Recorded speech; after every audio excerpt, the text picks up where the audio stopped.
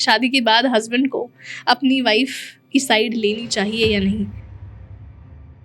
It's a man's job to understand. He has to place both the women in his life as equal. जब वो placement नहीं है, then the wife would always feel insecure in front of husband. तो वो कभी-कभी गलत चीजों के लिए भी स्टैंड लेगी, कभी-कभी फालतू चीजों के लिए भी स्टैंड लेगी. अब लॉजिकली उसको शायद लग सकता है कि या तो वाइफ सही है या मम्मी सही है, बट ये पता है दोनों है औरतें. मम्मी को कुछ बोलोगे बेटा बदल गया, वाइफ को कुछ बोलोगे ओ माय गॉड मेरा पति प्यार नहीं. सो दोनों ही रो पड़ेंगी. So the best way is say sorry to both of them. जो इंडियन कंडीशनिंग वाले पेरेंट्स हैं उन्होंने बच्चों को अपना सन बना दिया और अब अचानक से उस सन में एक और प्लैनेट ऐड होता है. तो उनको लगता है कि यार हम बच्चा कर लेंगे, इसको पालना पोसना बड़ा करना यही हमारा पर्पस है. जैसे कोई और आ गया उसकी लाइफ में तो तुम्हें लगता है कि यार मेरा पर्पस कोई मेरे से लेकर जा रहा है, इसीलिए वो एक फ्रिक्शन क्रिएट हो जाता है बहू और सास के बीच में. We had a student who was a girl. So she used to feel that attack from the husband's mother कि वो उसको ड्राइव नहीं करने देती थी. मेरा बेटा तुझे क्यों पिक करने आएगा बस स्टैंड से, तू खुद आ. मतलब इस लेवल पे एक टॉक्सिक मदर्स हो सकती हैं. Men don't realize that because she's his mother and he never had the balls to take any stand in his family. तो उसको लगता है मैं अगर झंडू सा बन के यहाँ पे लाइफ जी रहा हूँ तो मेरी वाइफ भी वैसे ही जिएगी, बट वो तो अपना स्टैंड लेगी. How social media is actually ruining relationships. Girls see fake videos of men taking care of their wives. वो इसके लिए फ्लावर लेके आ रहा है, वो जैसे ही ऑफिस से आती है वो उसको गोदी उठा लेता है. तुम क्यों नहीं ऐसा करते हो? Men also see there are so many girls with their perfect bodies, perfect gym going figures, जो कि बहुत सारी फेक होती हैं. Because of that they keep comparing. In-laws के साथ रहना कैसे सस्टेनेबल होगा? आपको पता है मेरा एक दोस्त है, उसे 8 लड़कियों ने रिजेक्ट किया शादी के लिए जस्ट बिकॉज वो उसके माँ बाप के साथ नहीं रहना चाहती थी. Shaadi.com 2020 का एक सर्वे कहता है कि 83% of Indian urban women do not wants to stay with their husband parents, they wants to live separately. ये आज की एक कड़वी सच्चाई है और इसी स्टैट को यूज़ करते हुए हमने आज की कॉन्वर्सेशन को लीड किया है. Welcome back to another relationship special episode featuring just Karan and Shruti, who are India's leading relationship coach and dating experts. मैं हमेशा as a creator, as a responsible host कोशिश करती हूँ कि रिश्तों को जोड़ने की कॉन्वर्सेशन करूँ, मगर आज की कॉन्वर्सेशन काफ़ी लोगों के लिए ट्रिगरिंग होने वाली है. आज की कॉन्वर्सेशन में हमने बात की है कि in today's day and age in-laws के साथ रहना कैसे सस्टेनेबल हो सकता है. क्या बाउंड्रीज़ बनाने का मतलब रिश्ता तोड़ना होता है, या फिर वो कौन सा पॉइंट होता है जहाँ पर रिस्पेक्ट और इंटरफेरेंस की लाइन हम क्रॉस कर देते हैं. देखो, टॉक्सिक सिर्फ सास नहीं होती, टॉक्सिक बहू भी होती है, टॉक्सिक हर रिश्ता हो सकता है. तो उस टॉक्सिसिटी की लेयर को इस एपिसोड में हम अनकवर करने वाले हैं. ये एपिसोड लाउड नहीं है मगर काफ़ी ज़्यादा रियल है. So please welcome just Karan and Shruti, and before you tune in to the episode make sure you subscribe to our channel.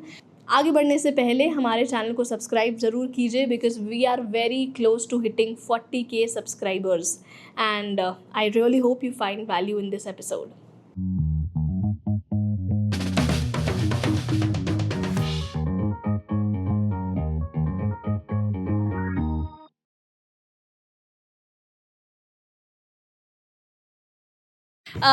सवाल ये है जनाब कि क्योंकि आप दोनों की शादी हो चुकी है and you are best fit to answer both of you the question कि शादी के बाद हस्बैंड को अपनी वाइफ की साइड लेनी चाहिए या नहीं. हाँ सही है तो लेनी चाहिए, गलत है तो नहीं लेनी चाहिए.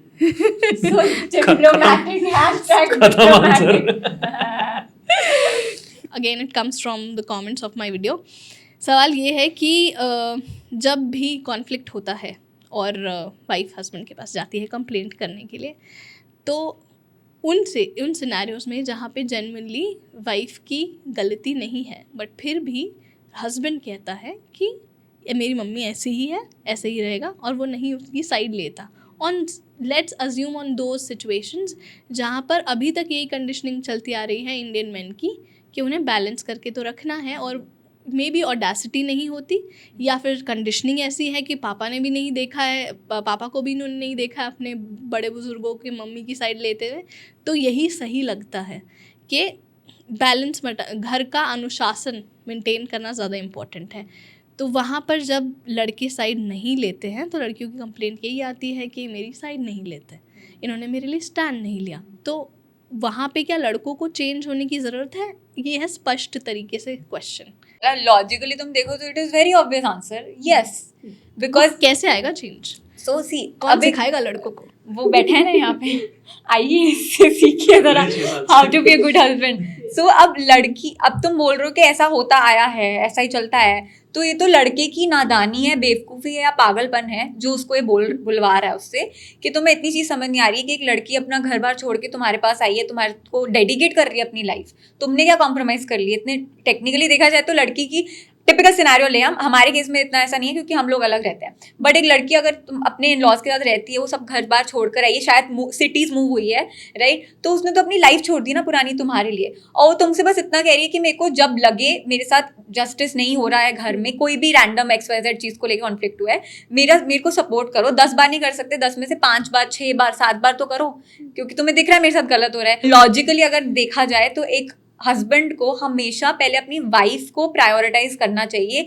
Essentially she will be the only person he will be living with till the end of his life if they are not getting a divorce, considering अगर सिचुएशन में वो रिपीट ना हो रहा है तो डिवोर्स हो सकता है, लेकिन वो एक ऐसी औरत है जो तुमको, बाकी सब तो तुम्हें रोल के हिसाब से प्यार करते हैं ना, एक माँ तुमको तुम उसके बेटे इसलिए प्यार करते हो, तुम्हारा बाप तुम्हें इसलिए कर रहा है तुम उसके बेटे हो, तुम्हारी बहन तुमको इसलिए कर रही है तुम उसके भाई हो। एक औरत जो तुम्हारी पार्टनर होती है वो तुमको किसी रोल की वजह से नहीं कर रही है, हस्बैंड तो तुम प्यार के बाद बन रहे हो, तुमको एक्सेप्ट और तुमको प्यार वो तब कर रही है जब तुम उसके साथ कोई इक्वेशन में नहीं हो, तुम्हारा कोई ब्लड रिलेशन नहीं है, सो वो टेक्निकली तुम्हारी लाइफ में सबसे ज्यादा इंपॉर्टेंट है।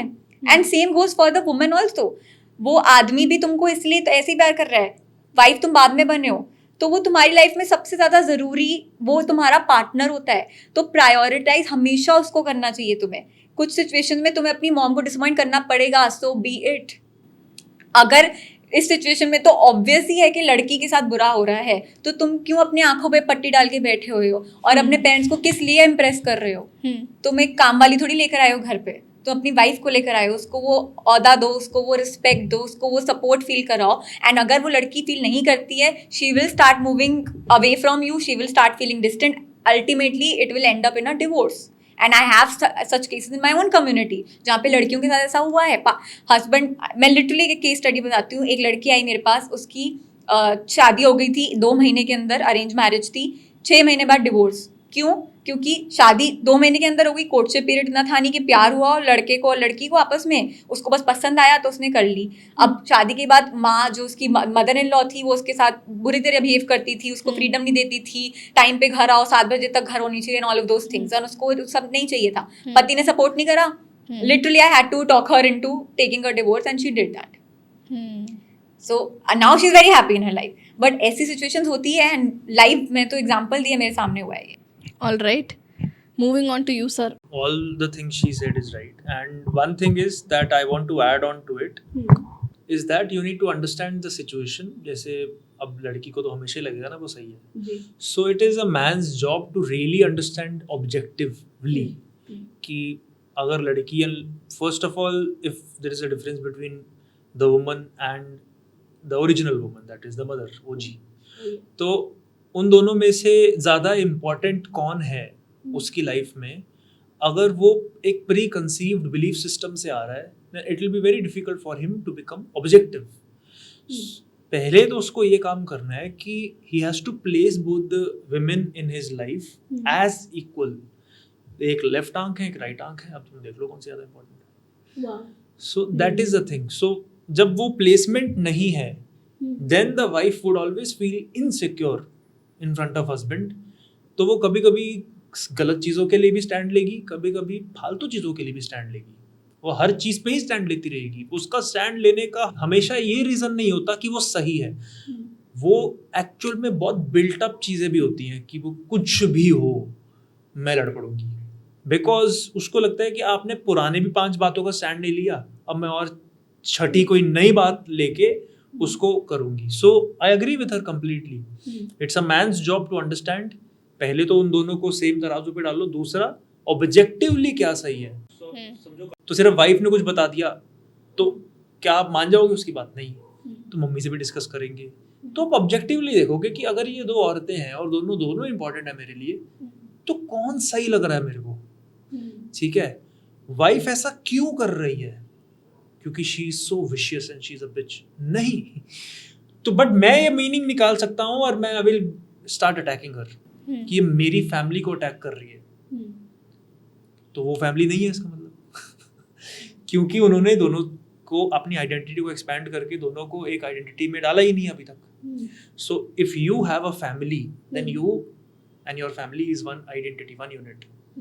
Wife is unit number 2, क्योंकि वो अलग है, वो ब्लड रिलेशन नहीं है। एंड जब तक वो यूनिट 2 रहेगी तब तक लड़ाइयाँ चलती रहेगी। Absolutely, I was मैं ऐसे जैसे हो गई ही एक वो point पे यूनिट 2 एक यूनिट का पार्ट बन जाएगा, तो अगर मेरी बहन मेरी माँ को कुछ भी बोल सकती है तो मैं अपनी बहन को डांटता हूँ? नहीं, तो मैं वाइफ को डांट रहा हूँ। वाई एम आई फीलिंग कि ये अटैक कर रही है, मेरी बहन अटैक नहीं करती क्योंकि उसका हक बनता है, वो उसकी माँ है तो इसकी नहीं है। सो जब एक यूनिट बन जाएगा तो सबसे पहले उनको ये करना है। सेकंड, ऑब्जेक्टिव भी दोनों की बात सुनो। Third, they have to use emotional intelligence more than the logic. अब लॉजिकली उसको शायद लग सकता है कि या तो वाइफ सही है या मम्मी सही है, बट ये पता है दोनों है औरतें। अब दोनों को कुछ भी बोलोगे दोनों रो पड़ेगी। मम्मी को कुछ बोलोगे बेटा बदल गया, वाइफ को कुछ बोलोगे ओ माय गॉड मेरा पति प्यार नहीं करता। सो दोनों ही रो पड़ेंगी। तो मैं अगर लॉजिकली बोलूंगा तुम गलत हो। So you need to have some emotional intelligence how to communicate and how to contact. So the best way is say sorry to both of you. Hack ending. And this does not make you feel less. It's not a comedy also. I am so sorry that she did that. And mummy को बोलता I am so sorry she's like that. But ये ध्यान रखना कि बीवी ये करते हुए नहीं पकड़ ले और माँ ये करते हुए नहीं पकड़ ले जब तुम उसको सॉरी बोल रहे हो। दोनों पार्टी को अलग अलग बोलना है। नहीं तो first you need to really understand कि वो जो wife है वो ऐसा क्यों कर रही है। Is it a pent up feeling and all? By the way, ये feelings pent up ही होती है। मतलब एक छोटा dragon becomes so big that it is taking over the whole city. तो वो उस लेवल पे ड्रैगन बन चुकी है तुम्हारे लिए। Now you have to really sit with her and understand, try to understand her emotion कि यार मैं बहुत lonely feel करती हूँ यहाँ पे, मेरे को attack feel होता है। We had a student who was a girl, so she used to feel that attack from the husband सी था husband's mother, कि वो उसको ड्राइव नहीं करने देती थी। मेरा बेटा तुझे क्यों पिक करने आएगा बस स्टैंड से, तू खुद आ। मतलब इस लेवल पे एक टॉक्सिक मदर्स हो सकती हैं। men don't realize that because she's her mother, she's his mother, and he never had the balls to take any stand in his family. तो उसको लगता है मैं अगर झंडू सा बन के यहाँ पे लाइफ जी रहा हूँ तो मेरी वाइफ भी वैसे ही जिएगी, बट वो तो अपना स्टैंड लेगी। अब ये छपरी इंसान अपना स्टैंड नहीं ले पा रहा, चाहे उसने लाइफ में कुछ भी किया हो। Then this relationship can not work. And जिसकी हम बात कर रहे थे, डाइवोर्स हो गया उसका, and she is very happy. तो sometimes you are not able to make this work, but if you want to, if you love your wife, if you love your husband, the only thing which works is knowledge. You know, you should need knowledge about relationships. You should have knowledge about communication, how to solve conflicts, and the biggest part of the puzzle is you need to give them the respect as much as you give your mother. And अगर तुम साथ में नहीं रह सकते क्योंकि इतना dynamic different है, जो मेरे केस में है, my mother is perfect, कोई दिक्कत नहीं है। It's just that the way we both are, the way they are, we live very differently. मेरे को चिक चिक चिक चिक नहीं चाहिए, so we live separately. और ये पहले से ही decided था मेरा। So if you love your wife and you, as she's saying कि you have to live with her forever, your mother will go away, your children will go away after 18 years. The only person you live with is your husband and wife. So you need to prioritize them and you need to really go deep into understanding. Who will understand your mother? Your father. Why are you taking responsibility so much to understand everyone in your life? Your responsibility to understand your wife. Because she is the closest to you. Your mother will not even discuss these things with you. So that's why whatever she's saying is right, and I wanted to add this also कि भाई 1 unit मानोगे तभी बात होगी। I think beautiful answer he has given. और आपने जो बात बोली ना कि दोनों को प्रणाम, दोनों को sorry, I think unconsciously I realised अभी कि मेरे पापा भी और मेरे भाई भी करते आए हैं। मैंने देखा है उन्हें कि यार उन्होंने ऐसा बोल दिया था, वो ऐसे करती थी, कोई बात नहीं mummy. Someone who would have high हाँ. emotional intelligence would do that automatically without having any ego. Ego of course, absolutely. मैं ये भी मैंने राज शर्मानी की पॉडकास्ट में ये उसने सन थ्योरी बोली थी, इफ़ यू हैव सीन, है ना। माता पिता हैं हमारे जो इंडियन कंडीशनिंग वाले पेरेंट्स हैं, वो बच्चों के अराउंड उनकी पूरी ज़िंदगी घूमती रही है। उन्होंने बच्चों को अपना सन बना दिया और अब अचानक से उस सन में एक और प्लैनेट ऐड होता है, तो वो रेपरकशंस कैसे होते हैं for the parents consuming this podcast. हाँ, पहले तो आप ये थ्योरी अच्छे से एक्सप्लेन कर दो, क्योंकि मैंने आपके रेफरेंस के लिए दिया। हाँ, मैंने देखा था, तो उसमें वो टॉकिंग अबाउट कि जब पेरेंट्स जो होते हैं बहुत, इनफैक्ट मॉम स्पेसिफिकली, उनकी लाइफ में पर्पस नहीं होता कुछ भी। And I would say it on camera, my mom is this, so I very much relate to it.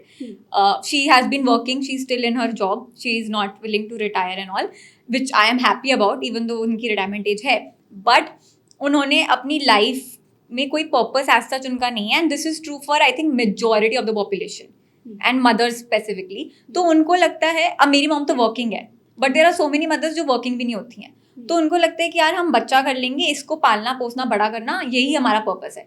जैसे कोई और आ गया उसकी लाइफ में, इन दिस केस सपोज वो लड़का है और उसकी बीवी आ गई, तो तुम्हें लगता है कि यार मेरा पर्पस कोई मेरे से लेकर जा रहा है, क्योंकि मेरा पर्पस ही था उसको बड़ा करना, उसको पालना पोसना, नर्चर करना, खाना खिलाना। अब बीवी कर रही है तो उसको एकदम से एंडेंजर्ड फील होता है उसके साथ, उसको लगता है मेरी टेरिटरी में कोई आ गया है, तो को तुम हिला रहे हो, मैं क्या करूँगी। तो इसीलिए वो एक नेचुरल इंस्टिंक्टिव फ्रिक्शन क्रिएट हो जाता है बहू और सास के बीच में इन सच सिचुएशंस। तो I would suggest for parents that find your purpose, चाहे वो फार्मिंग मतलब गार्डनिंग हो, चाहे वो जाके तुम पेंटिंग कर रहे हो, तुम पोइट्री कर रहे हो। एक एज आती है जिसके बाद तुम अपने बच्चों को अपनी लाइफ उसके आसपास नहीं रिवॉल्व कर सकते, उनकी खुद की लाइफ है at after a certain age. So at that time find a purpose. It can be something as small as gardening, it can be something as small as taking care of under privilege children, उनको जाके पढ़ा लो, कुछ भी करो, but YouTuber बन जाओ। इसके parents कर रहे हैं अभी वो, so they are doing vlogs and all, तो इनको मजा आ रहा है। सो हाँ, बिकॉज अभी लिटरली उनके पास कुछ भी नहीं है। पहले उनके पास डॉगी था, अब डॉगी भी हमारे पास आ चुका है। So they don't have, and I am glad that they are doing all of this. So जब तुम्हारी लाइफ में कुछ एक चीज़ है जहाँ तुम फोकस कर सकते हो, जो पहले उनके बच्चे थे, अगर तुम वो एक चीज़ तुमने फाइंड कर ली, then you will not feel that lack, that okay my purpose is gone, yes he is gone. पहली बात तो वो करो ही मत, क्योंकि अब तुम इस एज में आ गए हो कि वो पर्पस तुम्हारा बन चुका है, तो अब उसको रिप्लेस करने की जरूरत है हमको। So to all the parents watching, I would highly suggest think of something else that you can focus on, and just trust God that तुम अगर नहीं भी अपने बच्चे पे फोकस कर रहे हो, गॉड उसका ध्यान रख रहे हैं, लाइफ उसका ध्यान रख रही है, he is mature and evolved enough to take care of himself and the family. Parents ने बच्चों को अपना सन बनाया हुआ है अपने यूनिवर्स का, और वही उन्हें रोशनी देता है और उसी से उनका जीवन चलता है। तो आप अपना सन नहीं चेंज कर सकते by adding vlogs into your life, by doing gardening into your life. It is something कि उनकी कंडीशनिंग है, वो बचपन से अपने बच्चे को प्रायोरिटाइज ऐसे करते हुए हैं कि उनकी पूरी ज़िंदगी उसके अराउंड बीती है। उन्होंने पाला पोसा, और स्पेशली माएँ डेफिनेटली उन्होंने बच्चों के अराउंड ही अपनी ज़िंदगी जी हैं, those who are not working mothers. और जब वो उस टेरिटरी में कोई लड़की आ जाती है, तो यहाँ पे बहुत सारे वर्टिकल्स ऐड हो रहे हैं कि लड़की की भी रिस्पॉन्सिबिलिटी बनती है कि वो माँ को सांत्वना दे, रियश्योरेंस दे कि मैं उसे कहीं लेके नहीं जा रही, ये आपका ही उतना है जितना मेरा है, और मेरा बनाने की मैं उसे कोशिश करूँगी, आपको भी अपनी कोशिश करूँगी। एक तो ये कंडीशनिंग कि लड़कियाँ भी शायद कम एफर्ट लेती हैं उनको रियश्योरेंस देने में, और दूसरा ऑफ कोर्स इंस्टिंक्टिवली ऐड हो जाता है वो पॉइंट जहाँ पे मदर्स को लगता है कि उनका सन उनसे छीन रहा है, तो दे अटैक। तो इस पूरे सिनेरियो में इन लॉज के साथ रहना कितना सस्टेनेबल है और कैसे सस्टेनेबल होगा? So the thing is, what you're saying is true, and I agree to that, but it's not 100% case of all parents. So you will see a lot of parents are actually बहुत मतलब मेरे बहुत सारे students हैं, उनके parents मैं देखता हूँ, दे वेरी अंडरस्टैंडिंग। उनको वो तो बोलते हैं आप अलग से घर ले लो, आप अलग से कमरा ले लो, आप अलग से सोसाइटी में कोई फ्लैट ले लो if you are not comfortable with us. तो बहुत सारे लोग एक्चुअल में आजकल they have become very intelligent about it. मैं अगर अपने केस में लूँ तो ऑब्वियसली मेरे भी पेरेंट्स सिमिलर ही थे, they didn't have any purpose and all, मैं ही पर्पस था, and I was the light of their life. But there was one difference why my parents are able to adjust so well. क्योंकि before even I met my wife or before all this started, मैं बहुत सालों से उनको kind of एक soft उनकी अनकंडीशन कर रहा था उनको, मैं आपके साथ नहीं रहने वाला, और ये आपको झटका चाहे 6 साल बाद लगे या 10 साल बाद, पहले समझ जाओ आपके पास पर्पस होना चाहिए लाइफ में, आपके पास कुछ होना चाहिए, कुछ करो कुछ करो कुछ करो कुछ करो. एंड बहुत रिकंडीशन करता रहता था मैं बहुत ब्लंट हो जाता था उनके साथ. बहुत लड़ाइयाँ हुई हैं, रोने धोने हुए हैं and all that. And when I shifted with her they were kind of ready. उसमें भी उनको बहुत दिक्कत थी, सोचो इतना करने के बाद भी तब भी रोने धोने हुए कि हम अलग क्यों रहने जा रहे हैं, ऐसा क्यों है, लड़ाइयाँ हुई हैं, ये है वो है. बट अल्टीमेटली तो उनको अंडरस्टैंड करना ही पड़ेगा. तो लाइक यू आर सेइंग, बहुत सारे पेरेंट्स नहीं समझेंगे ये चीज को. समझ जाओ, नहीं समझोगे नुकसान उनका ही है, बिकॉज वही रोते धोते रहेंगे. अगर फॉर एग्जाम्पल, नहीं तो होगा क्या, because of their immaturity of parents they will put all the pressure on the marriage of their son. जो नहीं चलेगी तो वो डाइवोर्स होकर बर्बाद हो जाएगा. तब आपको रियलाइज होगा, झटका लगेगा कि ये मैंने बर्बाद कर दिया अपने बेटे को. सो आज समझ जाओ, नहीं तो लाइफ तो आपको समझा ही देगी 10 साल बाद. उफ, थैंक यू. बिकॉज मैं इतनी ऑनेस्ट कॉन्वर्सेशन मैंने अभी तक अपने पॉडकास्ट पे नहीं की. Honestly I was also little skeptical कि people in the community might get hurts. 10 साल बाद हर्ट होने वाले हैं. All right. तो एक और सवाल है, बहुत ऑब्जर्वेशन से आ रहा है ये सवाल, कि how social media is actually ruining relationships. Have you seen cases? Go ahead, tell me. Social media causes non-gratification for your partner. Kindly explain. Non-gratification का मतलब है कि for example when you see social media, when you see so many people, girls see fake videos of men taking care of their wives. वो इसके लिए flower लेके आ रहा है, वो जैसे ऑफिस से आती है वो उसको गोदी उठा लेता है. तुम क्यों नहीं ऐसा करते हो? अबे वो स्टेज, अब एक्टिंग है, कोई नहीं करता वो रियल लाइफ में. तो women see the behavior of men on social media and they keep manipulating the guy, do this, do this, do this, do this, do this. There are so many people, so many meme pages who are all garbage. But अगर आप देखोगे आपको लगेगा किसी लड़की के दिल को छू जाएगा, वाह, if he loves me he would do all these things for me. I wanted somebody to call out these things. But अगर कोई लड़की वो लड़के को दिखाएगी, if he loves me he would do anything for me, तो वो किसने लिखा है? किसी छोटी बच्ची ने जिसका हार्ट ब्रेक हुआ है, उसका पेज है वो. इसको नहीं पता, इस लड़की को नहीं पता, इसको लग रहा है कि किसी मैच्योर बंदे ने लिखा है जो रिलेशनशिप कोच है. उसको नहीं पता छोटी 17 साल की बच्ची है जो कि ये मैनिपुलेशन फैला रही है पूरे वर्ल्ड में. Now main also see there are so many girls with their perfect bodies, perfect ass, perfect gym going figures and all that, जो कि बहुत सारी फेक होती हैं and बहुत सारी सच में जिम जाती भी होगी. It is true, but it causes ingratification towards their partner because of that they keep comparing, and वो comparison की वजह से उनको लगता है कि यार ये तो relationship boring है, इसमें तो ये करता नहीं है, इसमें तो ये ऐसी दिखती नहीं है. So they go out and chase on social media or porn. और इसका इलाज क्या है? हाँ, तो वही मैं कह रही हूँ ना कि अज्यूम करो कि जो भी सोशल मीडिया पे आ रहा है उसमें से 90% सब कचरा है, 10% अपने आप तुम्हें समझ आ जाएगा क्या रियल है. अज्यूम इट ना. फोकस फोकस रियल है भाई. मस्त ऑनेस्ट कॉन्वर्सेशन होती है. Silent plugins. So yeah. आपको कॉन्टेक्स्ट पता नहीं है, आपको 30 सेकंड में दिखता है योग है, वो है, योग है, वो है, तो बिना कॉन्टेक्स्ट के आपको चीजें समझ में आ रही है. आपको क्या पता कि उसका 10 साल का रिलेशनशिप है और उसको रिकवर करने के लिए वो ऐसी ऐसी हरकतें कर रहा है, या फिर वो प्रपोज करने के लिए कर रहा है, तो आप उसका हाई एंड जो प्रपोजल है वो देख लेते हो और आपको रियलाइज नहीं होता कि this is not the truth, this is not there everyday truth. Very true. EQ पे बात करनी है. वो एक बार क्या हुआ कि किस्सा सुनाती हूँ, मम्मी पापा का ही किस्सा है. मम्मी पापा किसी शादी में गए एंड बहुत ही ऐसे full fledged Indian fat wedding attend करके आए.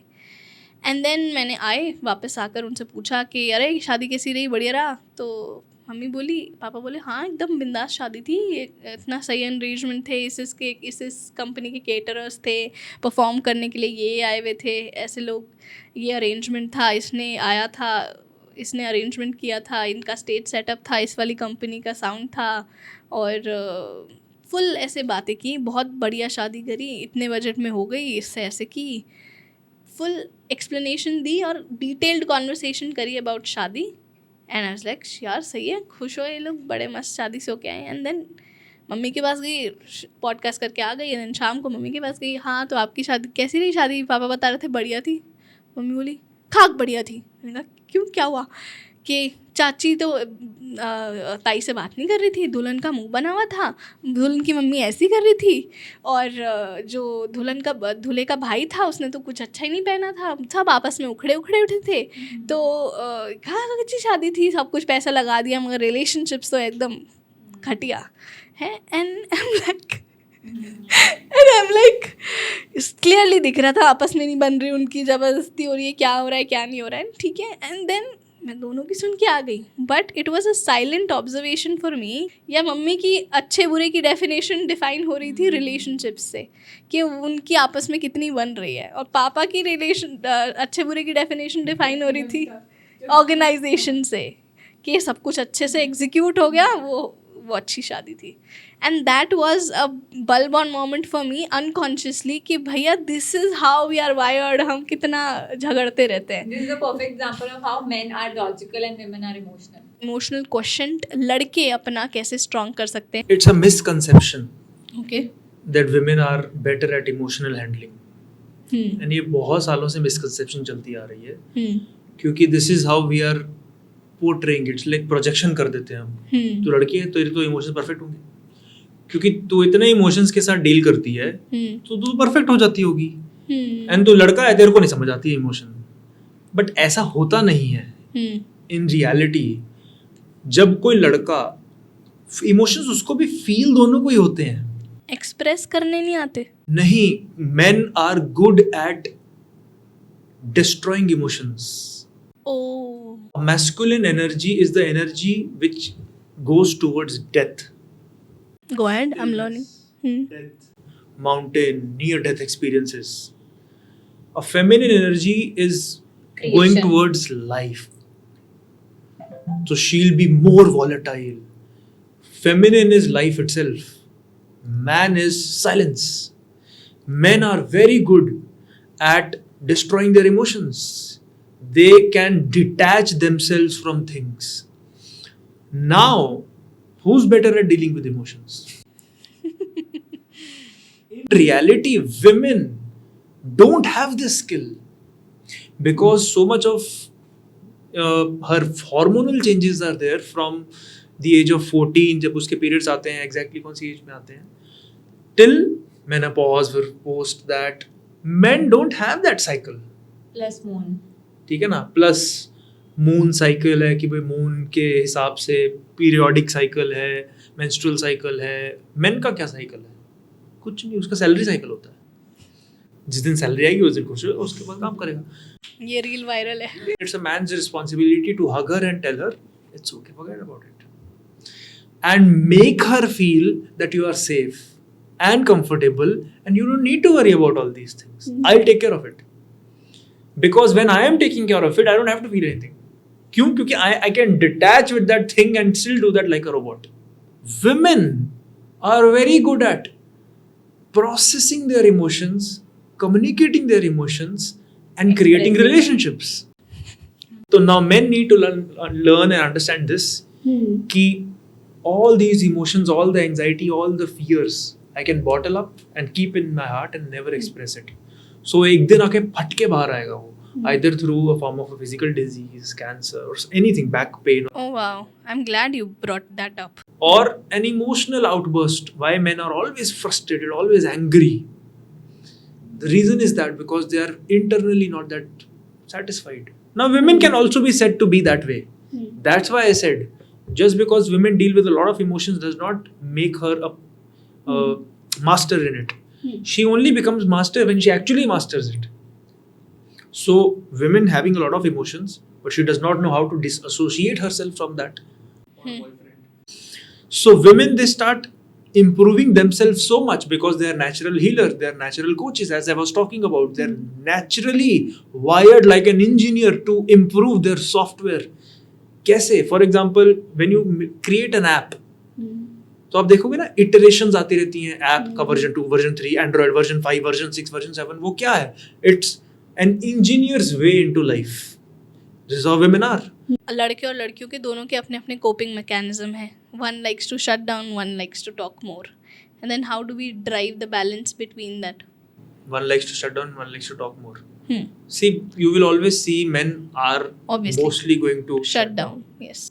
and women would want to deal with that emotion because they want to improve. And that will lead to gap between them. Then how are we going to bridge that? Our bridge is the understanding of the gender. See, if the man does not want to talk to you because you raise a complaint, but the meaning you give to that is he does not love me, that's why he does not want to talk to me. If a man would love me, he would talk to me. So the reason he is not talking to me is because he does not love me, is because he does not respect me, is just because वो मेरे को seriously लेना चाहता, मेरी सुनना ही नहीं चाहता. And sometimes if a woman would have that kind of pattern from daddy issues कि उसके पापा भी नहीं सुनते थे, तो मेरे पापा जैसा है तो.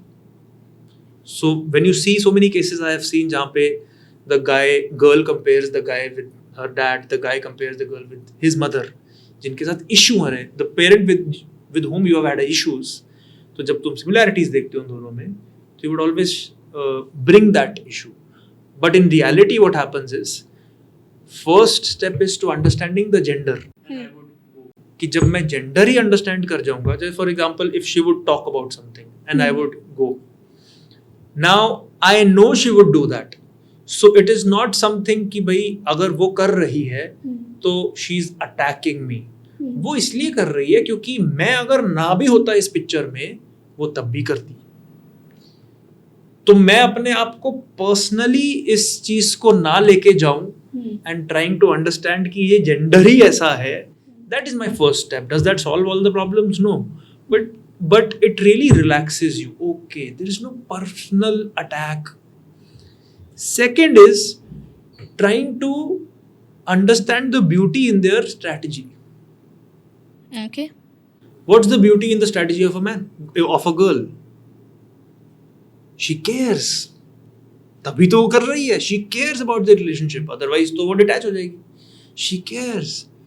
She has very good communication skills.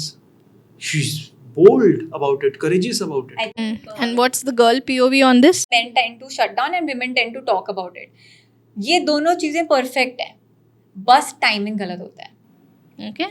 So I feel जो वो शट डाउन कर रहे हैं उस टाइम पे उनको शट डाउन कर लेना चाहिए. उस टाइम पे लड़की को आके ब्ला ब्ला ब्ला ब्ला नहीं करना चाहिए, और लड़के को जब वो ब्ला ब्ला कर रही है तो उसको बोल देना चाहिए केयरफुली कि यार मेरे को थोड़ा टाइम चाहिए, तू जो बोल रही है मैं समझ रहा हूँ, पर मैं इस मोमेंट पे उसका जवाब देने के लायक नहीं हूँ क्योंकि मेरे को थोड़ा पीस चाहिए.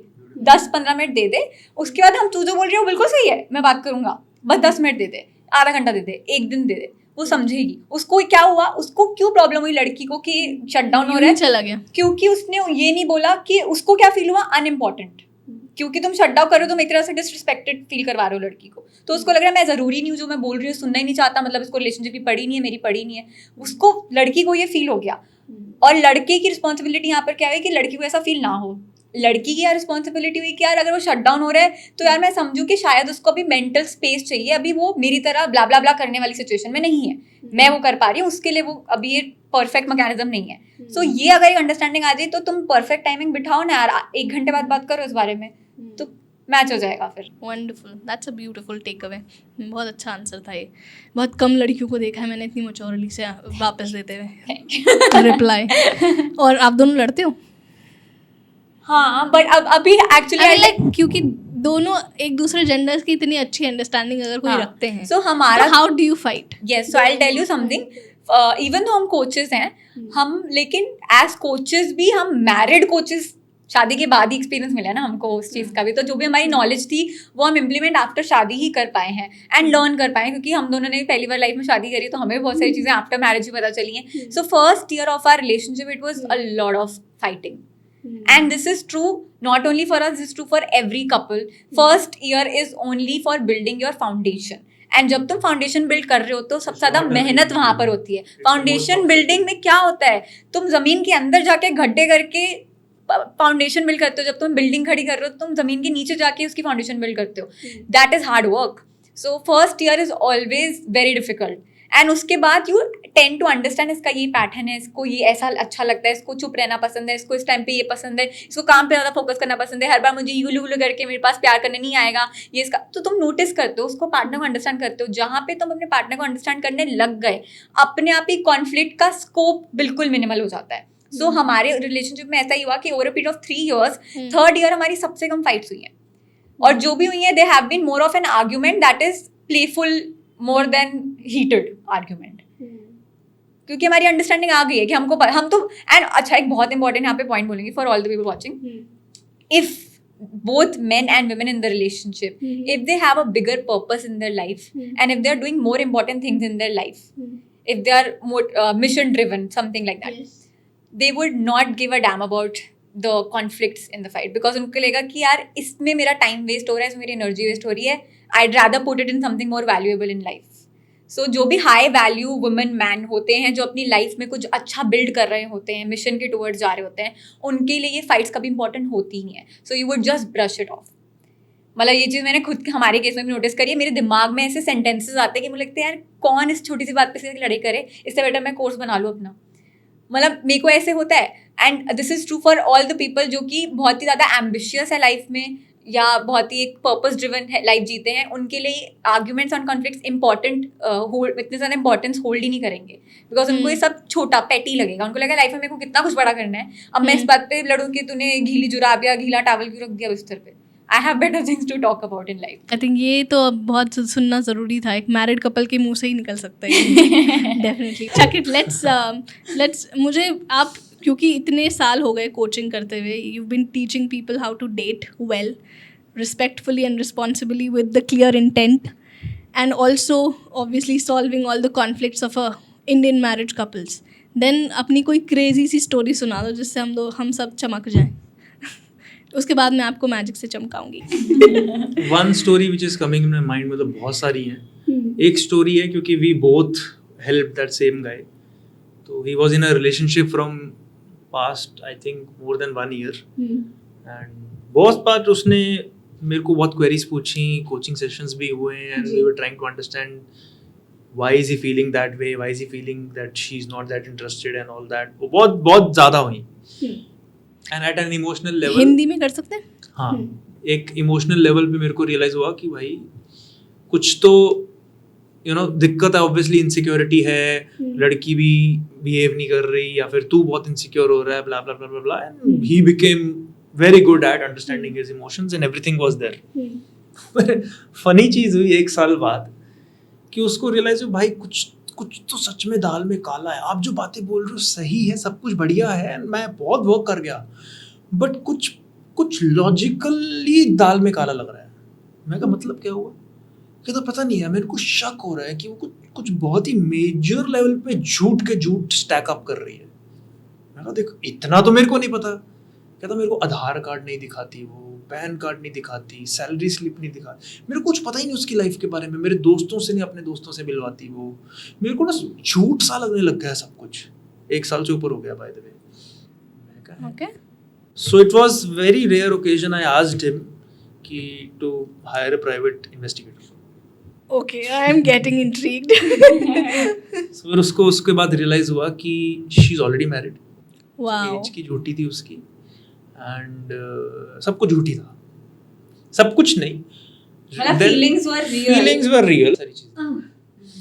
सो द थिंग इज कि शी वाज इनसिक्योर क्योंकि अपने हस्बैंड को ना एक्चुअल में वहां से भाग आई थी to Mumbai, and husband was in Delhi, तो शादी जबरदस्ती उसके पेरेंट्स ने करवाई थी। Most of the times I always advise कि भाई ये तो लाइक यू रिएक्टेड है, so the same way it's like भाई अब तो छोड़ दे, अब तो छोड़ ये सब।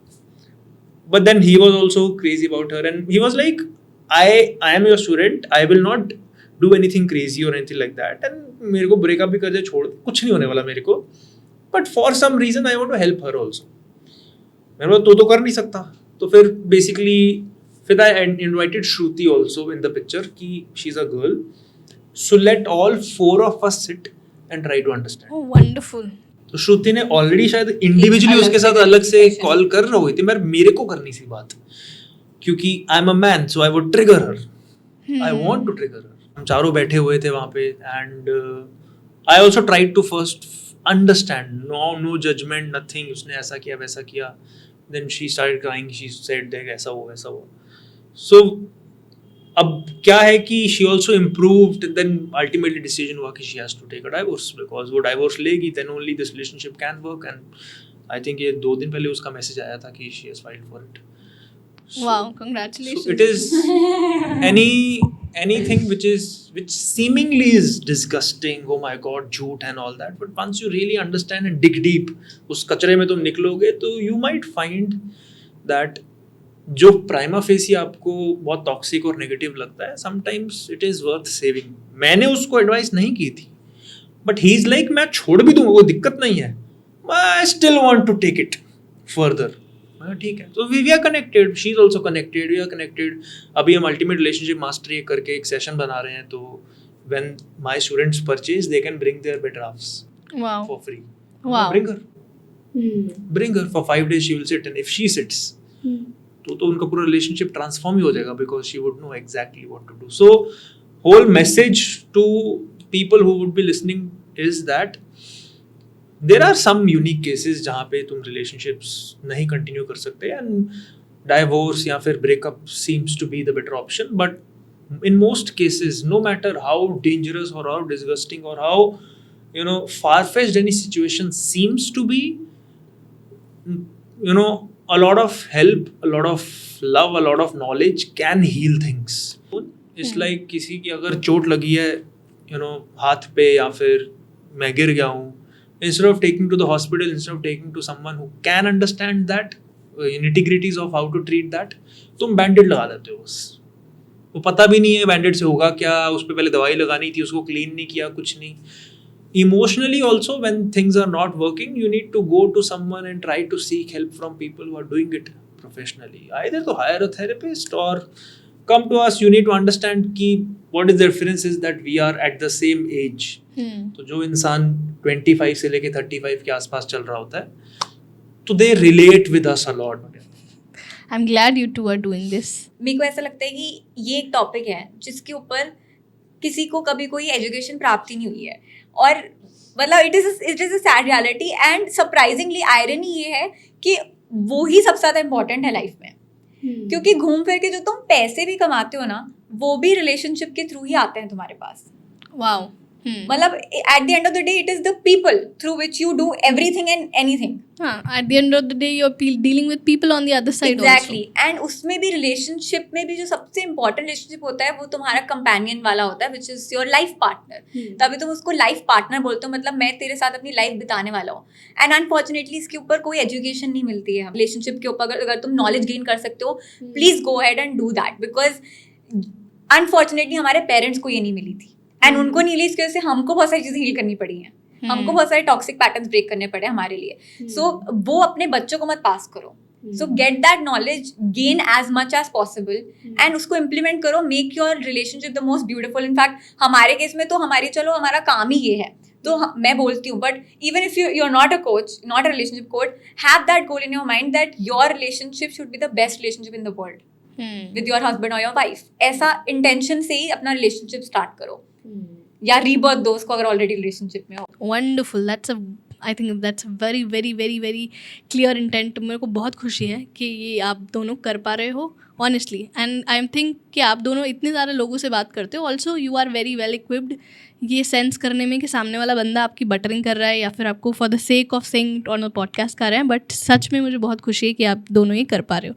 Also I know we belong from the same family, so the value system remains the same. So I am truly happy कि आप लोग इस चीज़ को एग्जीक्यूट कर पा रहे हो. I think it's a God master plan कि आप दोनों ऐसे आई नो हमें भगवान ने मिलाया इसलिए कि हम ये वर्क कर सके, दुनिया में वैल्यू क्रिएट कर सकते इस टाइप के. हम ब्लेस्ड है. हमसे जो लोग रिसीव कर रहे हैं नॉलेज या गाइडेंस, वो इतने ब्लेस्ड नहीं है जितने हम हैं. ऑनेस्टली बोलूँ, जब आपने लास्ट वाली स्टोरी का एग्जाम्पल दिया है तो ऑब्वियसली वो लॉस्ट केस लगा था, और जब उसके बाद जो आपने बताया है दैट इज़ ट्रू मैजिक. कि कितने सारे लोगों की ऐसी कॉम्प्लिकेटेड सी रिलेशनशिप होगी.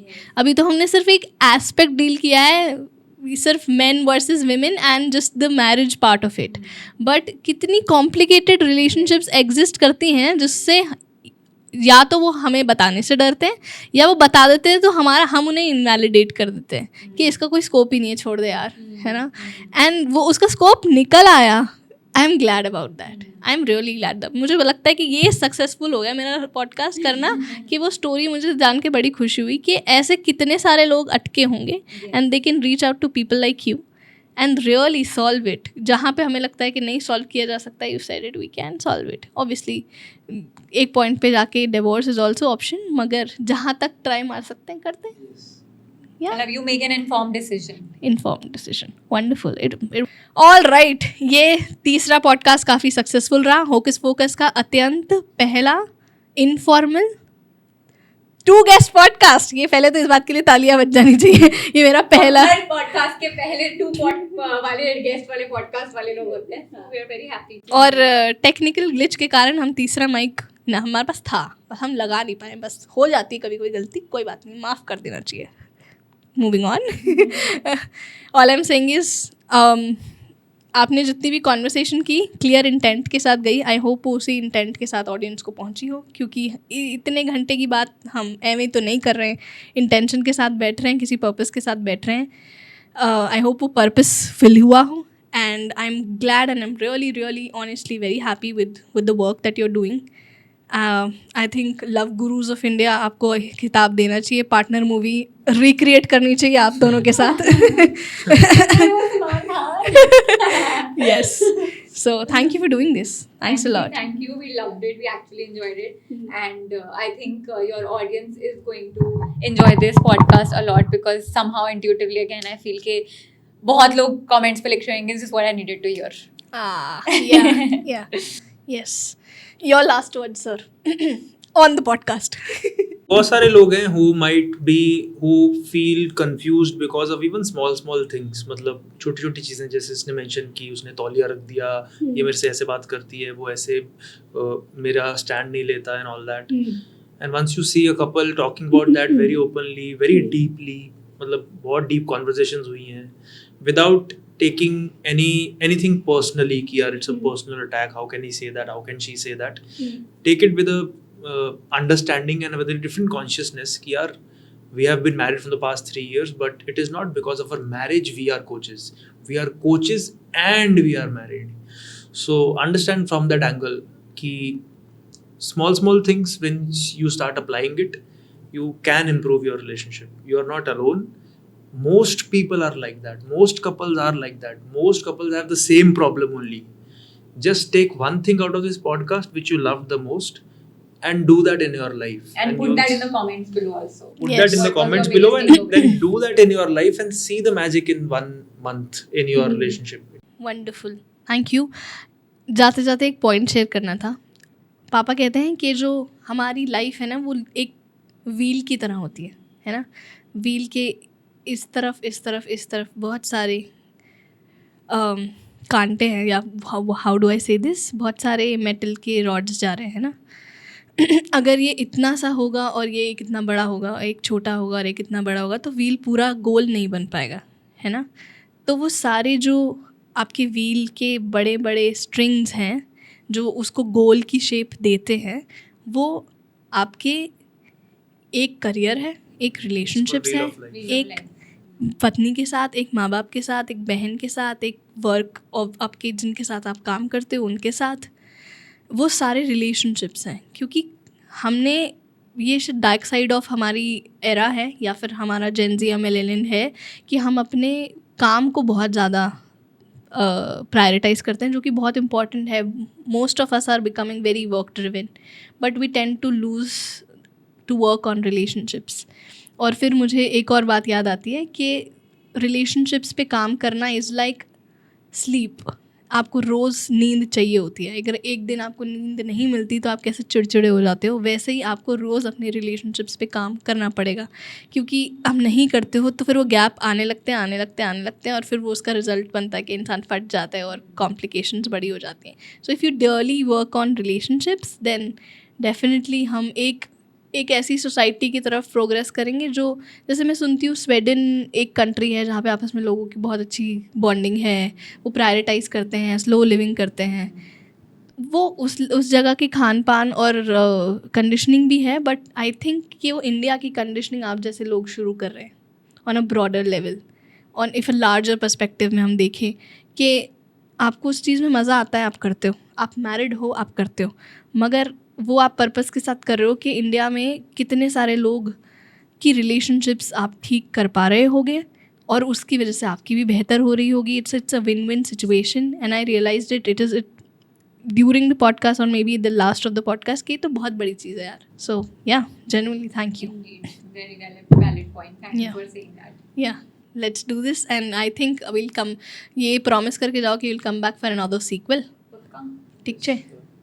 या डन.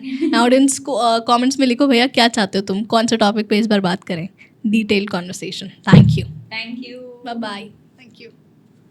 हाँ जी, तो क्या इस एपिसोड ने आपको आपके घर के रिलेशनशिप्स की डायनेमिक्स पर क्वेश्चन किया? क्या आपने इस एपिसोड में कुछ रिफ्लेक्ट किया? क्या आपको कुछ वैल्यू एडिंग मिला? अगर मिला तो प्लीज़ कमेंट सेक्शन में हमें ज़रूर बताइए. And if you haven't subscribe to our channel already, please do subscribe and press the bell button so that you get notified about every magical update that we do. हमारी magic reels are going to be up on the channel very soon and thank you so much for your support. I will see you again on every Saturday. Until next time.